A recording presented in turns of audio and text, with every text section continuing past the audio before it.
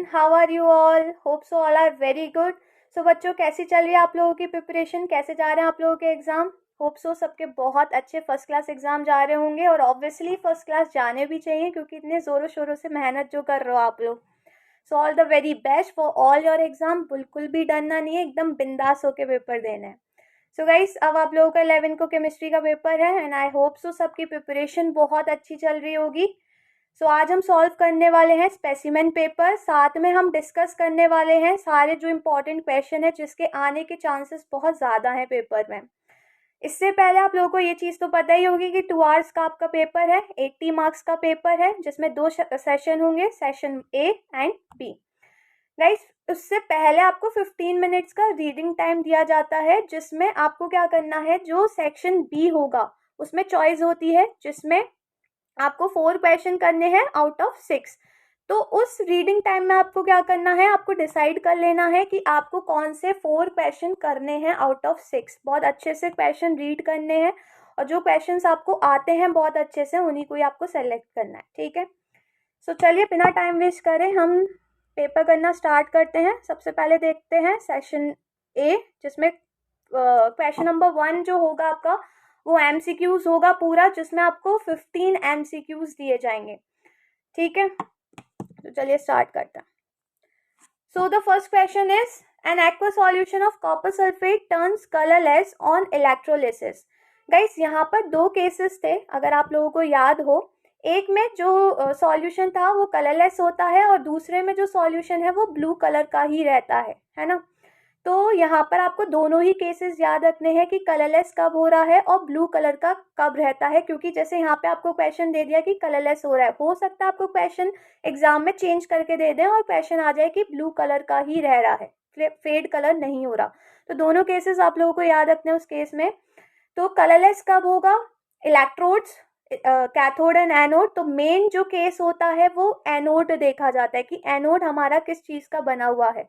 तो अगर एनोड आपका एक्टिव होता है तो फिर जो कलर है वो ब्लू कलर ही रहेगा. एक्टिव इलेक्ट्रोड का अगर बना है तो फिर ब्लू कलर ही रहेगा और अगर इनर्ट इलेक्ट्रोड का बना है तो फिर वो कलरलेस हो जाएगा. तो यहाँ पर आपसे बोल रहा है कि जो कलर है वो कलरलेस हो रहा है, तो फिर बताइए क्या होगा. देखिए यहाँ पर आपको ऑप्शन दे रखे हैं कि पी में एनोड. आपको कैथोड तो मेन देखना नहीं है, आपको मेन क्या देखना है, यहाँ पे एनोड देखना है. अब एनोड में आपको कॉपर गिवन है, प्लैटिनम गिवन है एंड कॉपर गिवन है एंड कॉपर इज एक्टिव. तो कॉपर वाला जो केस है वो तो कैंसिल हो जाएगा. तो आंसर क्या होगा यहाँ पर, क्यू वाला होगा. अब यहाँ पर आप ऑप्शन देखें तो ये आपके ऑप्शन नहीं है, एक्चुअल में जो आपके ऑप्शन है वो क्या है, A B C and D. यहाँ पे बहुत सारे बच्चे गड़बड़ कर देते हैं तो इस चीज़ का ध्यान रखना है. तो यहाँ पे आपका आंसर होगा B option, that is Q. Anode हमारा होगा प्लैटिनम का एंड कैथोड हमारा होगा कॉपर का. ठीक है, चलिए आगे बढ़ते हैं. Now second question. Second question is a compound P is heated in a test tube with sodium hydroxide solution. A red litmus paper held at the mouth of the test tube turns blue. अब यहाँ पर आप देखिए कि जो red litmus paper है वो blue colour का हो रहा है और blue कलर का कब होगा, जब basic solution होता है तभी blue होता है obviously. अब यहाँ पे ये बोल रहा है compound P is heated in a test tube with sodium hydroxide solution. Sodium hydroxide solution के साथ हम क्या कर रहे हैं, हीट कर रहे हैं. तो यहाँ पर क्या होगा, अगर सोडियम हाइड्रोक्साइड सॉल्यूशन है और बेसिक कलर है, बेसिक जो कट लग रहा है 4 समथिंग के आसपास, जो लिटमस का कलर है वो ब्लू कलर का हो रहा है. तो यहाँ पे अगर हम ऑप्शन देखें तो यहाँ पे जो कंपाउंड के ऑप्शन दे रखे हैं हमें, वो जिंक सल्फेट दे रखा है, कॉपर सल्फेट दे रखा है, फेरस सल्फेट दे रखा है एंड अमोनियम सल्फेट दे रखा है. गाइस, ब्लू कलर का अगर लिटमस पेपर हो रहा है तो दैट मीन्स कोई बेसिक गैस लिबरेट हो रही है और हमें पता है कि बेसिक गैस सिर्फ एक ही होती है, दैट इज अमोनिया गैस. और अमोनिया गैस कब लिबरेट होगी, जब हमारा जो कंपाउंड होगा वो किसका होगा, अमोनियम का होगा. तो यहाँ पे कौन सा ऑप्शन आ जाएगा, option D, that is ammonium sulphate. Clear है, चलिए आगे बढ़ते हैं. Now third question, the atomic मास. अच्छा, ये क्वेश्चन अच्छा है, मोल कॉन्सेप्ट का क्वेश्चन है क्योंकि बहुत सारे बच्चों को मोल कॉन्सेप्ट में बहुत दिक्कत आती है, तो ध्यान से देखिएगा. The atomic mass of sulphur, oxygen and helium are approximately 32, 16 and 4. यहाँ पर आप हमारे पास 3 एलिमेंट्स हैं जिसके एटॉमिक मासेस हमें गिवन है. विच of the following statement regarding the number of atoms in 32 grams of sulfur, 16 grams of oxygen and 4 grams of helium is correct. Okay, यहाँ पर आपको दो स्टेटमेंट दे रखे हैं और आपको बताना है इनमें से कौन सा स्टेटमेंट करेक्ट है. अब मे भी हो सकता है जैसे एग्जाम में क्वेश्चन चेंज कर आ जाता है, यहाँ पे करेक्ट की जगह हो सकता है आपको इनकरेक्ट पूछा हो, तो वो चीज़ का आपको ध्यान रखना है. ठीक है, सो हमारे स्टेटमेंट है, पी वाला स्टेटमेंट है 16 gram of oxygen contains 4 times the number of atoms as 4 grams of helium. Guys अगर हम यहाँ पर देखें तो हमसे नंबर ऑफ एटम्स पूछ रहा है. अब 32, अगर सल्फर का मास देखें तो 32 ग्राम होता है, तो 32 grams ऑफ सल्फर में कितने एटम्स होंगे, तो हमें पता है एटम्स कितने होते हैं 6.022 इंटू 10⁻³ एटम्स होते हैं. ये हम मोल कॉन्सेप्ट में पढ़ चुके हैं, है ना. तो 32 grams ऑफ सल्फर में कितने एटम्स होंगे 6.022 इंटू 10⁻23 एटम्स होंगे. सेम 16 ग्राम ऑफ ऑक्सीजन में भी इतने एटम्स होंगे. सेम 4 grams ऑफ हीलियम में भी इतने ही एटम्स होंगे. क्यों? क्योंकि इन सब का जो एटॉमिक मास होता है वो यही होता है 32, ऑक्सीजन का 16 एंड हीलियम का 4. तो सब में जो नंबर ऑफ एटम्स होंगे वो क्या रहेंगे, सेम रहेंगे. अब जो हमें स्टेटमेंट दे रखा है वो कह रहा है 16 gram of oxygen contain 4 times the number of atoms. 4 times होंगे नंबर ऑफ एटम्स, तो ऑब्वियसली नहीं होंगे, ये स्टेटमेंट हमारा गलत हो गया. नाउ क्यू वाला स्टेटमेंट बोले 16 gram of oxygen contain half the number of atoms as 32 grams of sulphur. नहीं, ये भी स्टेटमेंट क्या हो जाएगा, गलत हो जाएगा. क्यों? क्योंकि नंबर ऑफ एटम्स क्या रहेंगे, सेम रहेंगे. तो यहाँ पर आपसे करेक्ट ऑप्शन पूछ रहा है, करेक्ट क्या होगा, नीदर पी नॉर क्यू. ना तो हमारा पी स्टेटमेंट सही है, ना ही यहाँ पर हमारा क्यू स्टेटमेंट सही है. क्लियर है? चलिए आगे बढ़ते हैं. Now question number 4. Ammonia gas is pass through quick lime. अच्छा, हमारे पास अमोनिया गैस है और हमने इसको पास करवाया क्विक लाइम में. तो क्विक लाइम यहाँ पे एज अ ड्राइंग एजेंट की तरह काम करता है ना. तो जब हमने इसको क्विक लाइम में पास करवाया तो हमारे पास ड्राई अमोनिया गैस हो गई. इस चीज़ का ध्यान रखना है यहाँ पर. And then collected in a jar. Red and blue litmus paper are place in a jar. W, X, Y and Z are the 4 observation. यहाँ पे हमें 4 ऑब्जर्वेशन गिवन है. अब हमें बताना है इसमें कि कौन सा करेक्ट स्टेटमेंट है, करेक्ट ऑब्जर्वेशन कौन सी है. सो गाइज अगर हम यहाँ पर देखें तो हमारे पास दोनों कलर के लिटमस पेपर है, रेड भी है एंड ब्लू भी है, और हमारे पास अमोनिया गैस है. तो अगर रेड लिटमस पेपर है तो क्या वो ब्लू कलर का होगा, जरा सोच कर देखें. यहाँ पे बहुत सारे बच्चे गड़बड़ कर देते हैं. हमारे पास अमोनिया गैस है और अमोनिया गैस हमें पता है कि बेसिक नेचर की होती है. बेसिक नेचर की होती है तो ऑब्वियसली वो रेड टू ब्लू करेगी लिटमस पेपर को. बट स्टार्टिंग में हमसे ये स्टेटमेंट बोल दिया गया कि अमोनिया गैस को हम पास करवा रहे हैं क्विक लाइम में. दैट मीन्स हमारे पास अब जो अमोनिया गैस है that is dry ammonia gas.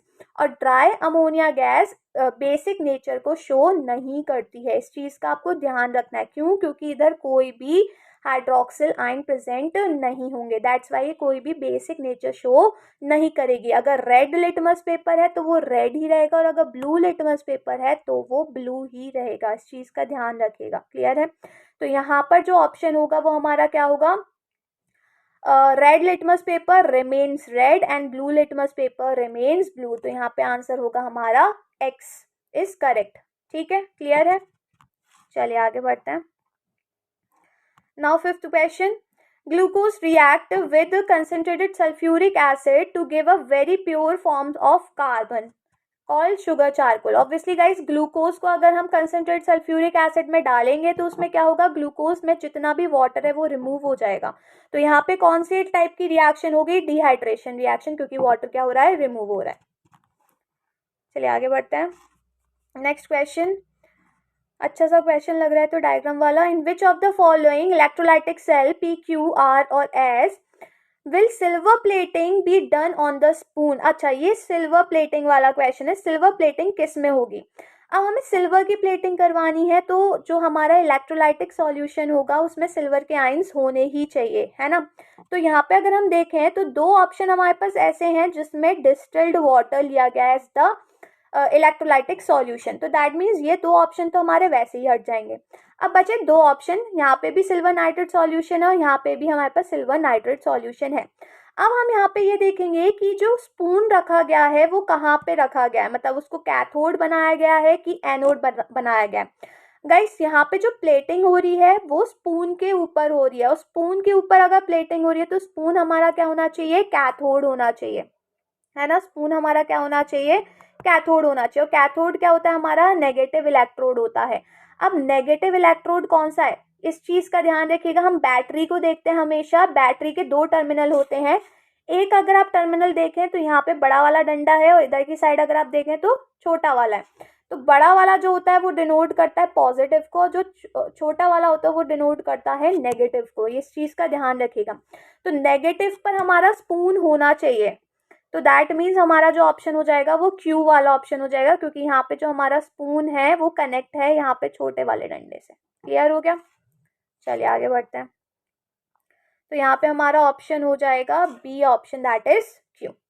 Now the basicity of acidic acid is, guys acidic acid की बेसिसिटी क्या होती है, 1 रहती है।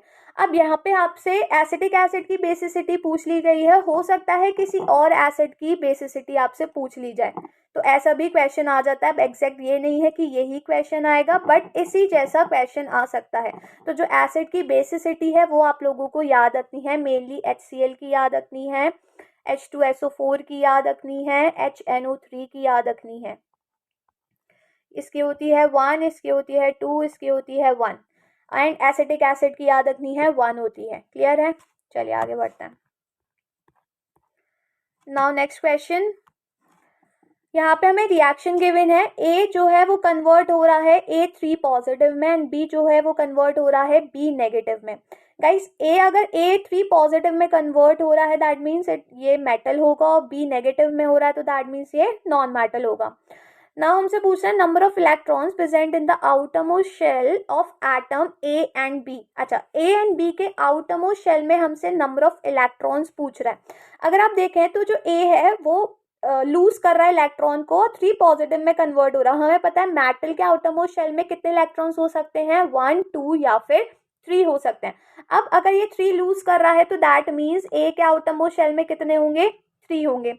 एंड नॉन मेटल्स हमें पता है कि गेन कर सकते हैं, तो नॉन मेटल के आउटरमोस्ट शेल में कितने होते हैं, 5, 6 या फिर 7 इलेक्ट्रॉन्स होते हैं, और बी यहाँ पे 1 इलेक्ट्रॉन को गेन कर रहा है। तो दैट मीन्स बी के आउटरमोस्ट शेल में कितने इलेक्ट्रॉन्स होंगे, 7 इलेक्ट्रॉन्स होंगे, तभी ये 1 गेन करेगा और इसका ऑक्टेट कंप्लीट हो जाएगा।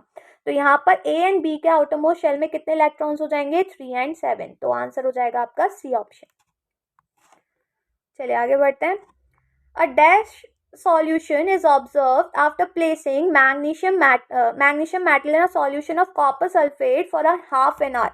गाइस अगर हम मैग्नीशियम को प्लेस कर दें कॉपर सल्फेट सॉल्यूशन में तो हम क्या चीज़ ऑब्जर्व करेंगे, तो यहाँ पे रिएक्शन होगी, magnesium is more reactive than copper, तो मैग्नीशियम यहाँ पे कॉपर की जगह ले लेगा और क्या फॉर्म हो जाएगा, मैग्नीशियम सल्फेट प्लस कॉपर अलग हो जाएगा।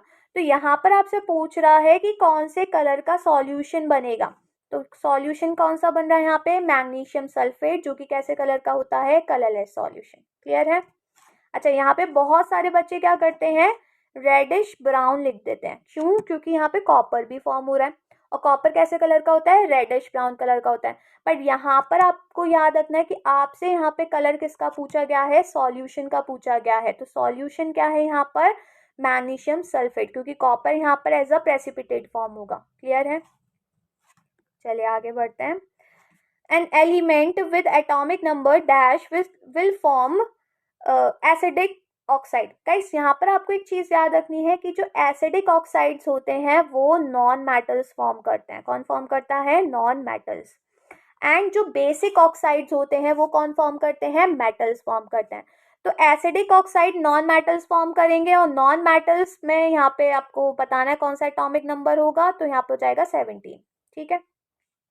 Now which of the following is not true with respect to nitric acid, आपको नॉट ट्रू बताना है नाइट्रिक एसिड के रिस्पेक्ट में। It is the strong reducing agent, ये तो गलत ही स्टेटमेंट है, हमें आंसर वैसे ही मिल गया है, क्योंकि हमें पता है nitric acid strong oxidising agent होता है, अनस्टेबल टू हीट होता है, लिबरेट करता है sulphur dioxide gas when treated with potassium sulphide. तो यहाँ पे जो हमारा आंसर हो जाएगा वो हो जाएगा ए ऑप्शन, क्योंकि जो नाइट्रिक एसिड होता है वो स्ट्रॉन्ग ऑक्सीडाइजिंग एजेंट होता है, ना कि रिड्यूसिंग एजेंट। चलिए आगे बढ़ते हैं। Dash is the functional group in methanol. Methanol में आपको फंक्शनल ग्रुप बताना है। अब गाइस अगर आप यहाँ पे देखें तो मीथेनॉल मतलब लास्ट में क्या आ रहा है, ऑल आ रहा है, and all is for alcohol, and alcohol को आइडेंटिफाई करने के लिए क्या फंक्शनल ग्रुप होता है, OH ग्रुप होता है ना। तो यहाँ पे हो जाएगा B option. The process of electrolysis is an example of. Guys electrolysis में ऑक्सीडेशन भी होता है और रिडक्शन भी होता है, तो ये किसका एग्जाम्पल हो जाएगा, रिडॉक्स रिएक्शन का। The catalyst use in Oswald process is. Oswald process में जो कैटलिस्ट यूज होता है वो कौन सा होता है, प्लैटिनम होता है। अब यहाँ पे क्वेश्चन को चेंज भी कर सकते हैं, हो सकता है यहाँ पे आपको ऑसवाल्ड प्रोसेस की जगह कॉन्टैक्ट प्रोसेस दे दें। तो कॉन्टैक्ट प्रोसेस में आपको याद रखना है कौन सा कैटलिस्ट यूज होता है, वेनेडियम पेंटॉक्साइड यूज होता है। अब हो सकता है आपको इसकी जगह दे दें हेबर्स प्रोसेस। तो गाइज याद रखिएगा हेबर्स प्रोसेस में कौन सा कैटलिस्ट यूज होता है, फाइनली डिवाइडेड आयरन यूज होता है। तो हमारे पास 3 प्रोसेसेस हैं जहां पर कैटलिस्ट यूज होते हैं। हेबर्स प्रोसेस में finally divided iron, Oswald process में प्लैटिनम, एंड कॉन्टैक्ट प्रोसेस में वेनेडियम पेंटॉक्साइड। क्लियर है। तो यहाँ पर जो आंसर होगा आपका वो क्या होगा, प्लैटिनम होगा। Next question, an element belongs to third period and 16 group. अब हमारे पास एक एलिमेंट है जो कि थर्ड पीरियड में आ रहा है एंड 16th ग्रुप में आ रहा है। आपको बताना है it will have dash electron in its valence shell. इसके वैलेंस शेल में कितने इलेक्ट्रॉन्स होंगे, तो होंगे इसके वैलेंस शेल में 6 इलेक्ट्रॉन। अब यहाँ पर हम वैलेंस इलेक्ट्रॉन्स आपको बताने हैं वैलेंस शेल में, मतलब वैलेंस इलेक्ट्रॉन्स आपको बताने हैं। तो वैलेंस इलेक्ट्रॉन्स हम किसकी हेल्प से बताते हैं, तो वो हम बताते हैं ग्रुप की हेल्प से। ये चीज़ याद रखिएगा कि ग्रुप की हेल्प से हम बताएंगे वैलेंस इलेक्ट्रॉन्स कितने होंगे। 16th ग्रुप में आ रहा है, 16 ग्रुप में आने का मतलब हो गया कि इसमें कितने वैलेंस इलेक्ट्रॉन हो जाएंगे, 6 हो जाएंगे। क्लियर है। चलिए एमसीक्यूज हमारे खत्म हो गए। अब आते हैं क्वेश्चन नंबर 2 पर। गाइस क्वेश्चन नंबर 2 बहुत अच्छा क्वेश्चन है, यहाँ पर थोड़ा दिमाग यूज करने वाला क्वेश्चन है। देखिए क्या कह रहा है, the setup shown below is that of the fountain experiment. यहाँ पर आपको फाउंटेन एक्सपेरिमेंट गिवन है with hydrogen chloride gas in the flask. यहाँ पे फाउंटेन एक्सपेरिमेंट में आपको कौन सी गैस गिवन है, हाइड्रोजन क्लोराइड गैस। पहली चीज जो आप लोगों को पता होनी चाहिए कि जो फाउंटेन एक्सपेरिमेंट है वो कौन कौन सी गैसेस के लिए होता है। तो 2 गैसेस के लिए होता है, एक HCl गैस एंड एक अमोनिया गैस, याद रखिएगा। क्लियर है। चलिए यहाँ पे आपको फाउंटेन एक्सपेरिमेंट गिवन है, डायग्राम देख लीजिए। फाउंटेन फॉर्म हो रहा है, HCl गैस है, जेट ट्यूब लिया गया है, ड्रॉपर लिया गया है एंड लिटमस सॉल्यूशन लिया गया है। चलिए क्वेश्चन देखते हैं आगे क्या बोल रहा है। The fountain starts when the few drops of water from the dropper are introduced in the flask. Okay, यहाँ पे हमने ड्रॉपर है, ड्रॉपर में हमने क्या लिया है, वाटर लिया है, और जब हम उसको प्रेस कर रहे हैं तो फाउंटेन फॉर्म हो रहा है। Instead of a drop of water, Pooja started the fountain by introducing a few drops of sodium hydroxide into the flask. अब यहाँ पे पूजा ने क्या करा है, वाटर की जगह क्या यूज करा है, सोडियम हाइड्रोक्साइड यूज करा है। ठीक है ना, यहाँ पे ये चीज याद रखनी है, वाटर की जगह क्या यूज कर दी है, वो सोडियम हाइड्रोक्साइड। तो वी फाउंटेन फॉर्म हो रहा है। अब फर्स्ट में बोल रहा है आपको explain why the litmus solution gets sucked up when the sodium hydroxide is use. अब जो नीचे लिटमस सॉल्यूशन है वो ऊपर आ रहा है जब हम सोडियम हाइड्रोक्साइड यूज कर रहे हैं। अब ऐसा क्यों हो रहा है, क्योंकि गाइस यहाँ पर जो सोडियम हाइड्रोक्साइड जब फ्लास्क के अंदर जा रहा है तो जो HCl गैस है वो सोडियम हाइड्रोक्साइड के साथ क्या कर रही है, रिएक्ट कर रही है। और यहाँ पे कौन सी रिएक्शन हो रही है, न्यूट्रलाइजेशन रिएक्शन हो रही है। इसका आंसर मैंने लिख रखा है ऑलरेडी, क्योंकि यहाँ पर पेन वैसा है तो मैं पूरा आंसर नहीं लिख सकती हूँ, तो इसका आंसर ऑलरेडी मैंने लिख कर रखा है। देखिए यहाँ पर क्या हो रहा है, जो HCl गैस है वो रिएक्ट कर रही है सोडियम हाइड्रोक्साइड के साथ, न्यूट्रलाइजेशन रिएक्शन हो रही है एंड सॉल्ट एंड वाटर का फॉर्मेशन हो रहा है। नाउ गाइस जब यहाँ पे रिएक्शन हो रही है तो फ्लास्क के अंदर क्या हो रहा है, जो प्रेशर है वो लो हो रहा है। फ्लास्क के अंदर प्रेशर कम हो गया और बाहर प्रेशर क्या है, ज़्यादा है, तो ऑटोमेटिकली जो लिटमस सॉल्यूशन है वो ऊपर की साइड मूव करेगा। तो आंसर क्या हो जाएगा, as the sodium hydroxide goes inside the flask from the dropper, HCl reacts with it, due to which the pressure inside the flask decreases। जो प्रेशर है फ्लास्क के अंदर वो डिक्रीज हो रहा है और जो आउटसाइड प्रेशर है वो हाई है, जिसकी वजह से जो लिटमस सॉल्यूशन है वो ऊपर की साइड पुश अप हो रहा है। क्लियर है? चलिए नेक्स्ट पार्ट देखते हैं इसका।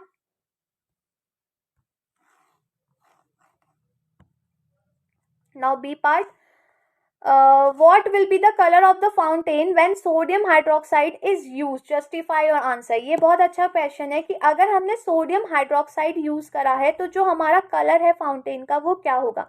गाइस जब हम सोडियम हाइड्रोक्साइड यूज कर रहे हैं तो वही अगेन न्यूट्रलाइजेशन रिएक्शन हो रही है, यहाँ पे फॉर्मेशन हो रहा है सॉल्ट एंड वाटर का। देखिए यहाँ पे फॉर्मेशन हो रहा है सॉल्ट एंड वाटर का, एंड दोनों ही ये जो प्रोडक्ट हैं वो न्यूट्रल हैं। अब अगर दोनों प्रोडक्ट न्यूट्रल हैं तो जो लिटमस का कलर है वो चेंज ही नहीं होगा, जिस कलर का हमारे पास लिटमस का सॉल्यूशन है वो उसी कलर का रहेगा।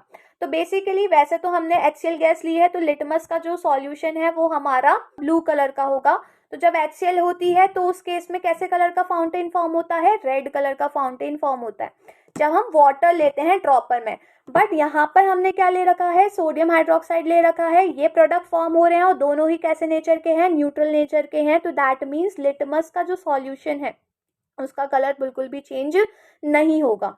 ठीक है, तो यहाँ पर आपका आंसर हो जाएगा the colour of the litmus solution remains unchange because HCl and NaOH undergoes neutralization reaction to form salt and water which is the neutral product, so blue color fountain will form. कैसे colour का fountain रहेगा, blue colour का ही रहेगा। क्यों? क्योंकि हमारे पास जो litmus solution होगा वो ब्लू कलर का होगा। ठीक है, नाउ देखते हैं लास्ट इसका पार्ट, सी वाला part.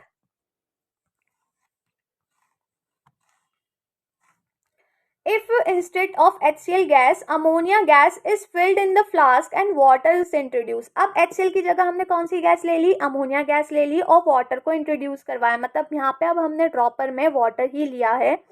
So will there be the different observation justify your answer, क्या हमें कोई और डिफरेंट ऑब्जर्वेशन दिखाई देगी? तो गाइस यहाँ पे कोई डिफरेंट ऑब्जर्वेशन नहीं होगी। क्यों नहीं होगी? क्योंकि यहाँ पर हमने अमोनिया गैस ले रखी है और हमें पता है अमोनिया गैस कैसे नेचर की होती है, बेसिक नेचर की होती है। तो जो ब्लू कलर का लिटमस पेपर है, तो अगर ब्लू कलर का सॉल्यूशन लिया है हमने तो वो ब्लू कलर का ही रहेगा, क्योंकि ammonia gas obviously blue colour का ही रहने देती है। So no, the observation remain the same because ammonia gas and water produce sodium hydroxide। sodium hydroxide produce करेंगे, क्यों? क्योंकि ammonia gas is highly soluble in water। water में dissolve हो जाएगी ये और क्या फॉर्म होगा, अमोनियम हाइड्रोक्साइड, जो कि कैसे नेचर का होता है, बेसिक नेचर का होता है। तो हमें कैसे कलर का फाउंटेन दिखाई देगा, ब्लू कलर का फाउंटेन दिखाई देगा। तो यहाँ पे हमारी ऑब्जर्वेशन में कोई भी चेंज नहीं आया, ऊपर भी ब्लू कलर का फॉर्म हो रहा था फाउंटेन और यहाँ पे भी ब्लू कलर का ही फाउंटेन फॉर्म हो रहा है। क्लियर है? सो बहुत अच्छा क्वेश्चन था ये, तो इस चीज को याद रखना है। ठीक है ना? चलिए नेक्स्ट क्वेश्चन पर आते हैं। Match the following, column A and B दे रखा आपको। एल्यूमिनियम, गाइस एल्यूमिनियम यहाँ पर हो जाएगा आपका हॉल हेरॉल्ड्स प्रोसेस। सल्फ्यूरिक एसिड हो जाएगा आपका कॉन्टैक्ट प्रोसेस। कैल्सिनेशन हो जाएगा आपका कार्बोनेट और। अब यहाँ पर आपको याद रखना है कैल्सिनेशन में कार्बोनेट और यूज होते हैं एंड रोस्टिंग में सल्फाइड और यूज होते हैं, तो ये चीज याद रखनी है।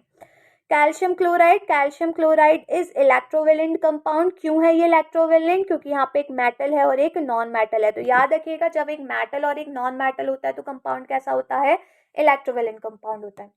Now carbon tetrachloride, so carbon tetrachloride is covalent compound. क्यों? क्योंकि यहाँ पर carbon is non metal and chloride is again non metal, तो non metal form covalent compound, ये चीज याद रखिएगा।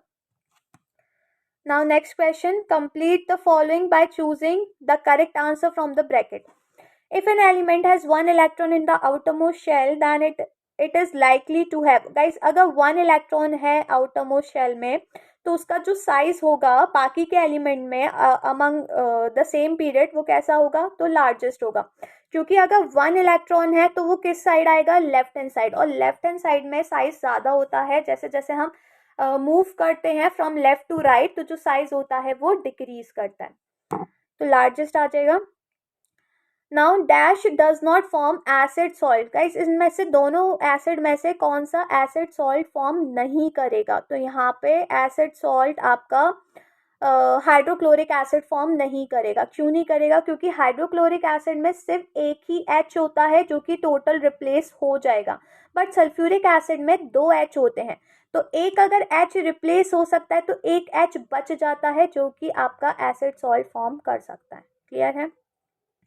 Now a dash colored precipitate is formed when ammonium hydroxide is added to the solution of ferric chloride. Ferric chloride में अगर हम add कर रहे हैं तो कैसे कलर का प्रेसिपिटेट फॉर्म होगा, डायरेक्ट याद रखिएगा रेडिश ब्राउन प्रेसिपिटेट फॉर्म होता है।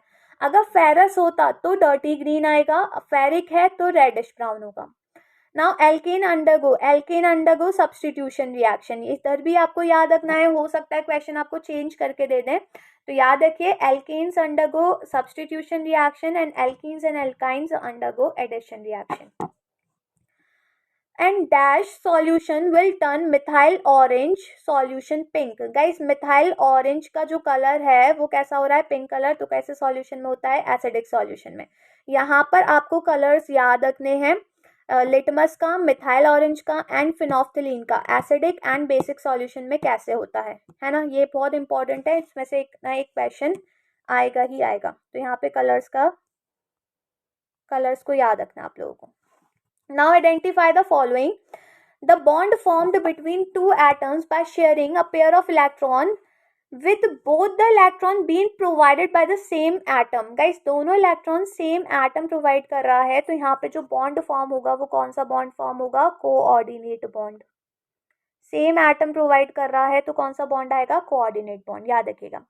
Now next question, a salt formed by the complete neutralization of an acid by the base. Complete neutralisation हो रहा है तो कौन सा सॉल्ट फॉर्म होता है, तो याद रखिएगा नॉर्मल सॉल्ट फॉर्म होता है। कैसा सॉल्ट, नॉर्मल सॉल्ट।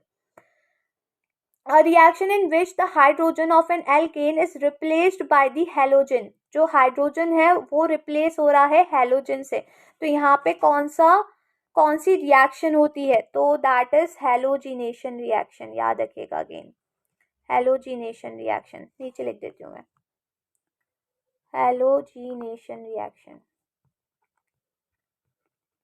क्लियर है। Now the energy required to remove an electron from the neutral gaseous atom, remove कर रहे हैं तो रिमूव करने के लिए कौन सी एनर्जी होती है, आयोनाइजेशन एनर्जी होती है। क्लियर है। अगर ऐड हो रहा होता है तो इलेक्ट्रॉन एफिनिटी, और रिमूव होता है तो आयोनाइजेशन एनर्जी। साथ में यहाँ पे आपको इनकी डिफाइन भी याद रखनी है, क्योंकि इनकी डिफाइन बहुत इंपॉर्टेंट है, हो सकता है आपको डिफाइन दे दे और पूछ लें कि कौन सी एनर्जी है, या फिर डायरेक्ट डिफाइन भी पूछ सकते हैं। तो ionisation energy, electron affinity and electronegativity, इन तीनों की आपको डिफाइन अच्छे से कर जानी है। लास्ट पार्ट इसका, a homogeneous mixture of two or more metals or a metal of a non-metal in a definite proportion in a molten state। Guys homogeneous mixture है मेटल नॉन मेटल का या metals का ही, तो वो क्या कहलाता है, तो दैट इज अलॉयज। क्लियर है। चलिए आगे बढ़ते हैं। Next question, draw the structural diagram for the following compound. आपको यहाँ पे स्ट्रक्चरल डायग्राम फॉर्म करने हैं इन कंपाउंड्स के। तो first is 1 propanol. Guys propanol है तो यहाँ पे लास्ट में देखिए अल आ रहा है, अल मतलब कौन सा यहाँ पर फंक्शनल ग्रुप लग रहा है, that is aldehyde group. Prop है, प्रॉप का मतलब कितने कार्बन हो गए, 3 कार्बन हो गए, और 1 आ गया तो दैट मीन्स जो एल्डिहाइड ग्रुप है वो आपका फर्स्ट कार्बन पर ही है। तो यहाँ पे मैंने ऑलरेडी इसका स्ट्रक्चर बना रखा है,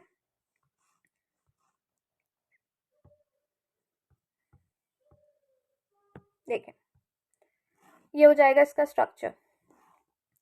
propanol 3 carbon and first carbon पे क्या अटैच हो गया आपका, एल्डिहाइड ग्रुप। क्लियर है।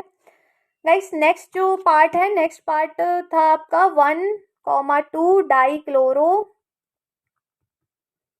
डाइक्लोरो इथेन, ये था आपका क्वेश्चन नेक्स्ट पार्ट।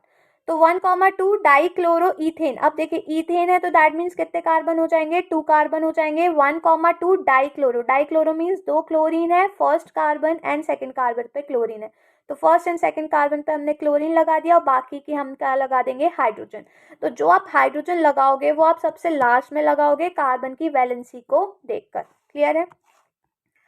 देन जो इसका लास्ट पार्ट था दैट इज ब्यूट 2इन। अब गाइस यहाँ पे ब्यूट है, ब्यूट का मतलब हो गया कि 4 कार्बन हो गए। 2इन का मतलब है कि सेकेंड कार्बन से डबल बॉन्ड अटैच है, तो ये हो गया हमारा सेकेंड कार्बन जिससे हमने क्या अटैच कर दिया, डबल बॉन्ड।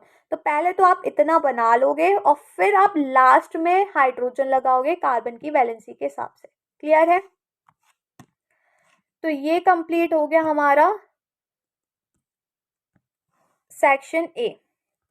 अब हम आते हैं किस पर, सेक्शन, नहीं गाइस अभी सेक्शन ए कंप्लीट नहीं हुआ है, इसका लास्ट पार्ट और रह गया है। Give the IUPAC name of the following organic compound. यहाँ पे हमें IUPAC नेम बताना है। तो जो फर्स्ट पार्ट है हमारा 3 कार्बन है, फर्स्ट कार्बन पे हमारा क्या अटैच है, OH अटैच है, तो ये जो हो जाएगा दैट इज 3 कार्बन है तो दैट मीन्स प्रॉप आएगा, एंड OH अटैच है तो प्रोपेनॉल। ठीक है ना, ऑल आएगा, याद रखिएगा, प्रोपेनॉल। देन सेकेंड पार्ट देखिए कितने कार्बन है, 1 2 3 4 5, 5 कार्बन है एंड फर्स्ट कार्बन से हमारा डबल बॉन्ड अटैच है, तो ये क्या हो जाएगा, पेंटीन।